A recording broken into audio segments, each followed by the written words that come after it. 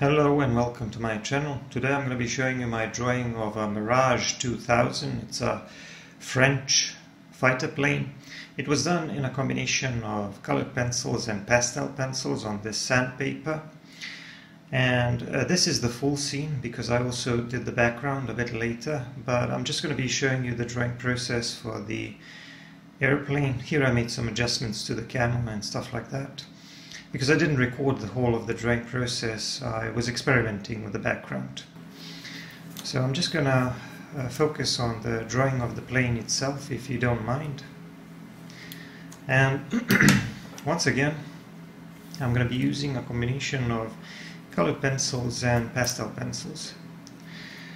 Now what I realized during this process is that I already knew that colored pencils work pretty well on sandpaper, but I think you can almost use them exclusively without actually using any of the pastels. I normally like pastels because they're easier to blend and spread around, but on sandpaper it's actually easier to blend and move around the pigment from colored pencils as well. So let me get back to the drawing process. As you can see, I started out with a simple sketch as best as I can because I need to get the shape of the plane right. It has a delta wing and it's very similar to some of the older Mirages. This plane was one of the best fighter planes in the 90s, and it was the mainstay of the French Air Force for a few decades. Mirages were always some of the top fighter planes, right up there with the American fighter planes and the Russian MiGs or the Soviet MiGs. Anyway, I'm working on the cockpit here, and because it's covered with glass, it's a little bit reflective and transparent. So I'm trying to achieve that effect, and I'm going to leave that lighter area, which is going to be the reflection or the highlight. Now I'm going to be doing a blending. I'm going to be doing the blending with a combination of tools. Sometimes I'll be using my finger, sometimes I'll be using tortillions, and sometimes I'll be using brushes. But the thing is that on sandpaper, colored pencils behave almost completely differently than they do on regular paper. Because on sandpaper, colored pencils behave more or less like pastel pencils. And by the way, the sandpaper that I'm using is a waterproof fine grain sandpaper. It's a 1000 grain. You can find this sort of stuff in any hardware store, and it actually makes a great medium for drawing with both pastels and colored pencils. The size of this paper is 9 times 12 inches or so, my usual size, and the color is a little bit darker than I would like it, but I found that if I try to prime it with something, it actually loses a bit of that tooth which I needed to layer my pencils and to work on these details. So I'm just going to be using a number of different blues. I don't know if I will get the colors of the camo right, but I'm not really trying to make it look exactly like the original. I'm just going to be approximating a little bit. Precision and accuracy has never been my forte, as you know. But I do think that it's going to be a nice drawing of a beautiful aircraft. Now, like I said, in this drawing process, I'm mainly going to be focusing on the plane, and I did the background separately. I didn't record that part of the drawing process because I was experimenting and I was doing all kinds of stuff. Now here I'm using a kneaded eraser to clean up some of the edges because I draw freehand and it's sometimes difficult for me to get these nice clean edges and straight lines. Now one of the things about sanded paper is that erasing is a little bit difficult with regular erasers. They leave a lot of residue and they tend to push the pigment into the grain of the paper, and it can be very difficult to remove. With kneaded erasers this is a little bit better, but later I'm going to show you another trick how you can work around the edges and clean up the edges without actually using erasers. Right now I'm working on the shadow side of the nose area of the airplane because obviously the light source is coming from above and the lower side is going to be a little bit darker, and you can see how I'm using my tortillon to blend these lighter and darker areas together. Now another thing that you can use to blend gently is a brush, but it doesn't work quite as well on sandpaper as it does on regular paper. It just has some different effects, I guess. It behaves differently. Now I'm going to proceed with the cleaning up of the edges. And now I'm shading this area around the intakes. Mirage has semicircular intakes, one on each side. And there are also some kind of horizontal stabilizers on them.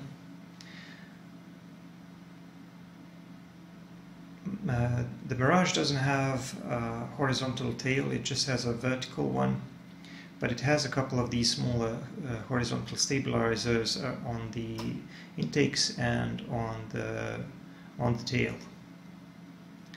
So here I shaded the cockpit and I hopefully created some suggestions of the stuff inside the cockpit and the pilot himself. And you can see that I have achieved a nice looking reflection here. So I'm softening this a little bit with a brush. And now pay attention to this. I'm using a brush to clean up the edge. One of the things that you can do with a brush is you can just brush around the edge and then it will remove the excess pigment and create a nice clean edge. But you have to point the tip of the brush towards the edge that you're trying to clean up. So that's a nice little trick that you can do when you're working on sanded paper. Because brushes tend to move the pigment away, they tend to lift up the pigment, and they can be used to take away a little bit of the value and a little bit of the hue. So here I'm continuing with the shape, with shading or the coloring of the fuselage. Mirages have these beautiful camo patterns, and like I said, the blue in reality is not quite as blue as mine, or it depends on the camo pattern and it depends on the country, but I just like this blue that I started with, and I decided to do the rest of the camo with it. Now the lighter areas in the camo pattern are not white, they are more light gray, so it's a combination of light gray and grayish blue. And here's that stabilizer on the intake. Now there are some markings here, smaller markings, which I'm going to deal with a little bit later. There are some markings and insignia all over the plane, some of which is a little bit complicated, but I'm going to get to that a little bit later. Also, under this right wing that I'm working on right now, you can see a couple of missiles. These are both anti-aircraft missiles. The one closer to us, the larger one, is a medium range missile, and the smaller one is a short range missile. So I'm working on these lighter areas of the camo, and you can see I simply do a little bit of shading with the white, and then I spread that with a brush, and then I achieve a nice sort of a gray, light gray color, which is what I wanted. Now I'm going to do the insignia here.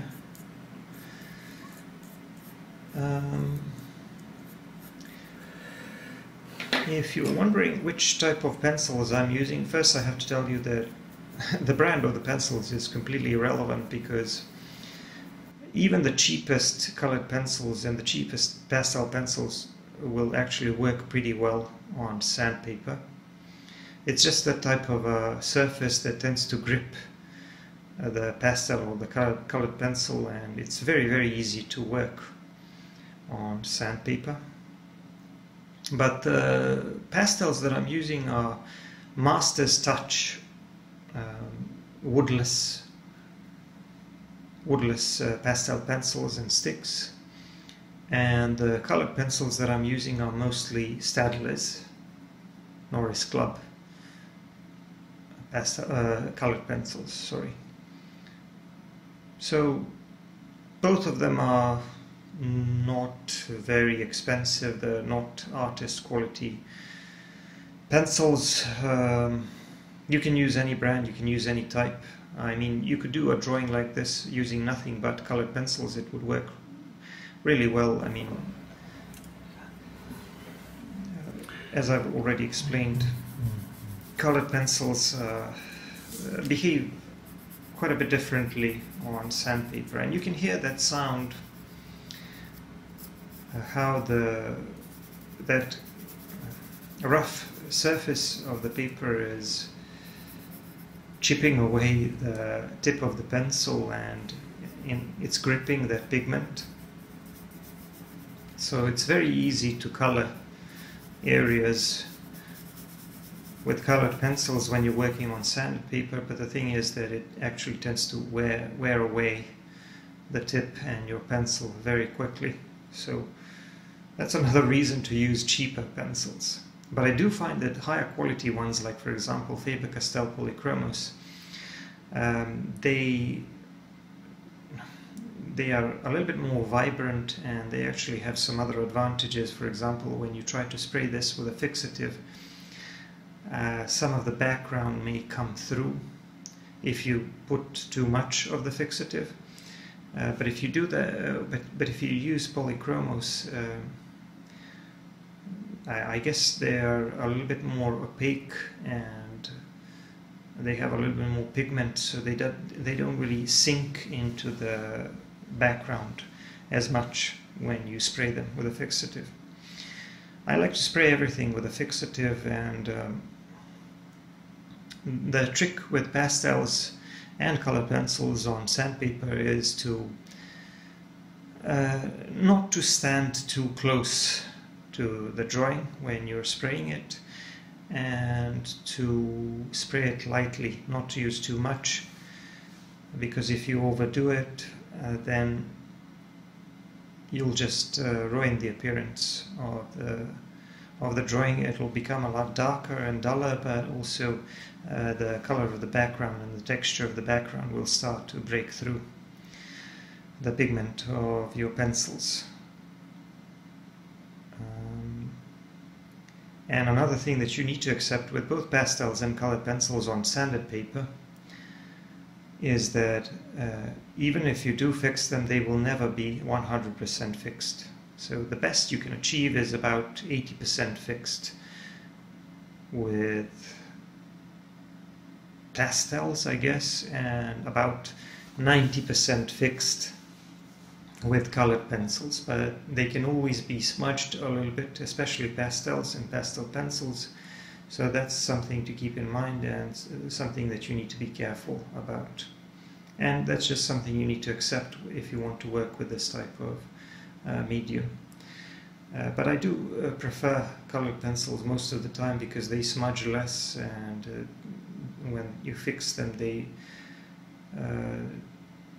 tend not to smudge as much, and they also allow for more precision. But then again, pastels are more vibrant and they allow you to cover large areas very, very quickly, and they blend very smoothly, which is not always the case with colored pencils. So you can see here I'm refining some of the details on the wings. These are clipped delta wings. They are clipped at the tips, so they're not pointy.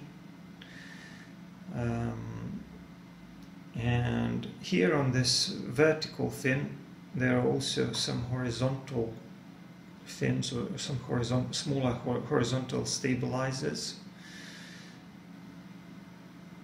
Now this part of the fin, this part of the tail is going to be in the shadow because it's facing away from the light source, which is coming from above but also more from the left side, and because the aircraft is leaning slightly towards us, it's leaning away from the light source, so this part of the tail, this vertical tail, is all going to be in the shadow. So I need to make it darker, and I added some black pastel over it.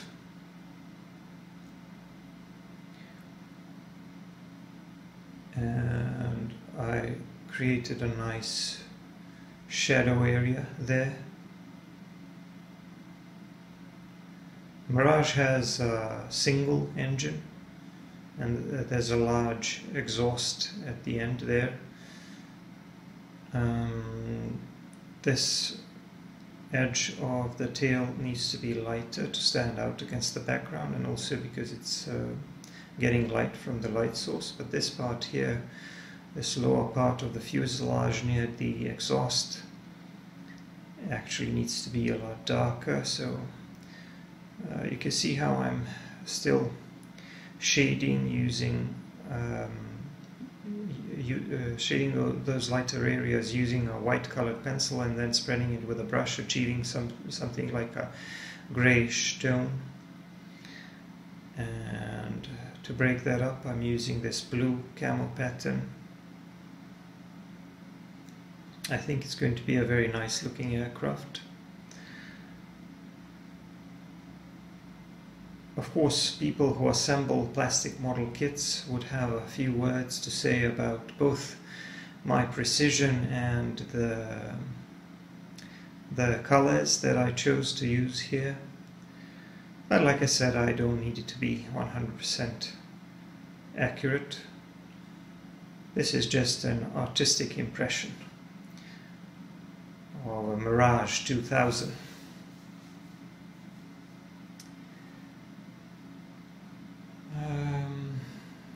So I'm working on these markings on the other wing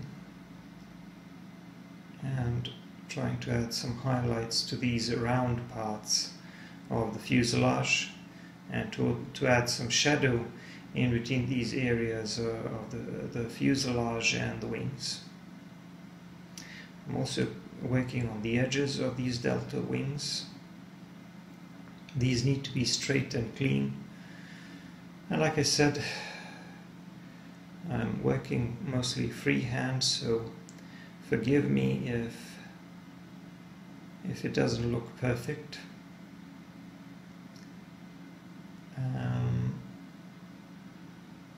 I'm going to draw another missile here, so it's carrying 4 missiles, 2 medium range and 2 short range missiles.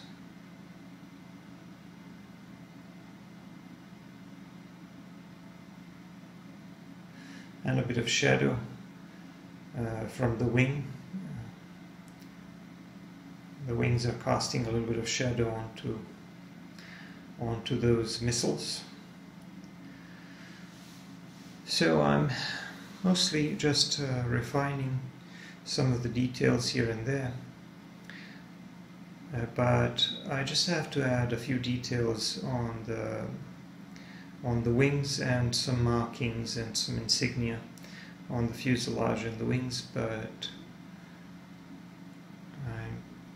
I'm pretty much done with most of the drawing and shading process. I know that some of you will be a little bit disappointed that I didn't include the footage of the background. I'm sorry, this is all of the footage that I have. So I hope that you'll find some value in this as well, and I hope that some of you will find this entertaining, and I hope that some of you who are maybe plane enthusiasts will drop by and have a look at the video. I don't know. I've done a few other drawings of airplanes. You can check those out as well, I guess. I'm cleaning up the edges here around the tips of the wings, and just cleaning up the aircraft overall.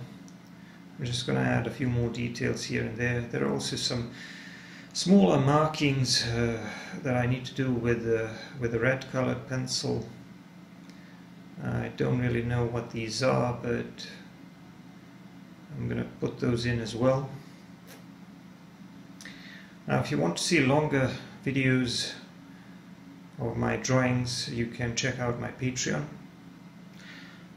And if you want to see more airplane drawings, you can just browse through my channel, because I have a number of those. But I also do some other stuff like wildlife and landscapes and lots of portraits.